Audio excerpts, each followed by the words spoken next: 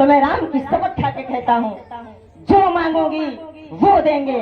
रघुकुल रीत सदा चली आई, प्राण जाए पर वचन न जाई। रघुवंशियों की नीति है कि प्राण भरे ही चले जाते हैं, लेकिन ये अपने वचन से विमुख नहीं होते हैं। रानी, जिस तरह तुमने देवासुर संग्राम में चतुरांगनी सेना को बीच में से मुझे लाने का काम किया, अगर तुम न होती रानी तो मेरे प्राण चले जाते।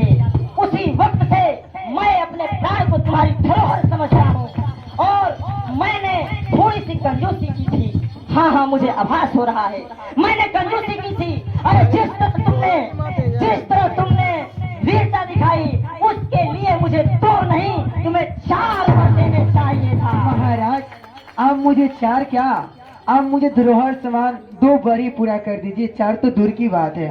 अरे मांगो रानी मांगो, मैं अपने राम के नाम पर कुछ भी दे दूं, तुम कहो तो अपने प्राण भी दे सकता हूँ। मांग करके तो देखो। महाराज ठीक है, आप जब कह ही रहे हो तो मैं मांगू। अरे मांगो, मांगने में इतना संकोच क्यों करती हो? आज मैं इतना प्रसन्न हूँ कि तुम 2 मांगोगी, मैं 4 दूंगा। मांग करके तो देखो।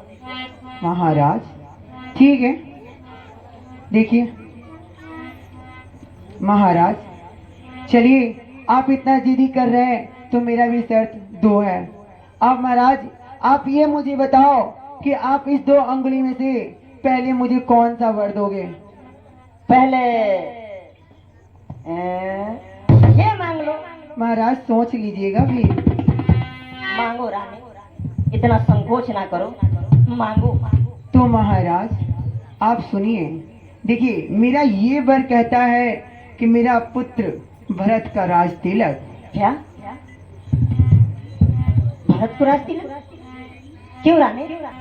राम 14 वर्ष के लिए तपस्वी वेश में 14 वर्ष के लिए।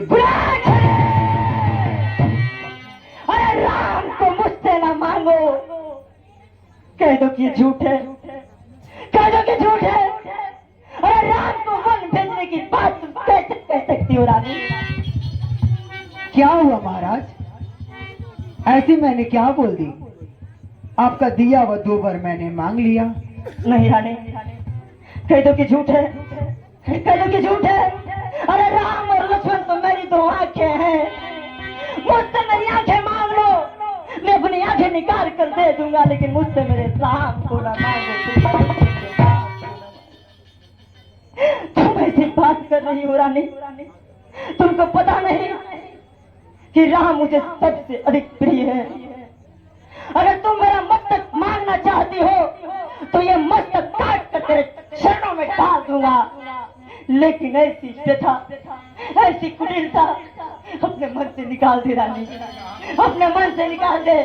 अरे कुलाक्षिणी, तू मेरे कुल का नाश करने के लिए आई है, मैं तो तुझे गले का हार समझ के अपने गले में लटकाए फिर रहा था, लेकिन तू तो नाग ही निकली प्रिय, तू तो नाग। ये प्रजा क्या कहेगी, ये लोग क्या कहेंगे जब मैं जाऊंगा प्रजा के बीच? तो लोग कहेंगे कि बूढ़े राजा ने पत्नी के मोह में आकर के अपने धर्मात्मा पुत्र को वन में भेज दिया।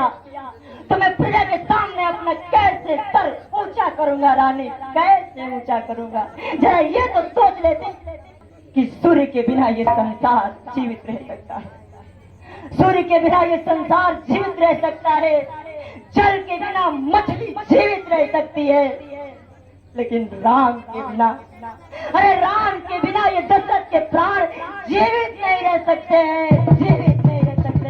हे विधाता, अरे तूने मुझे कहीं का नहीं छोड़ा, अरे कहाँ लाके मुझे कुठार मारा है। हे राम, मेरे राम, मेरे राम, मेरे राम, मेरे राम, मेरे राम। सुमंत्र जी,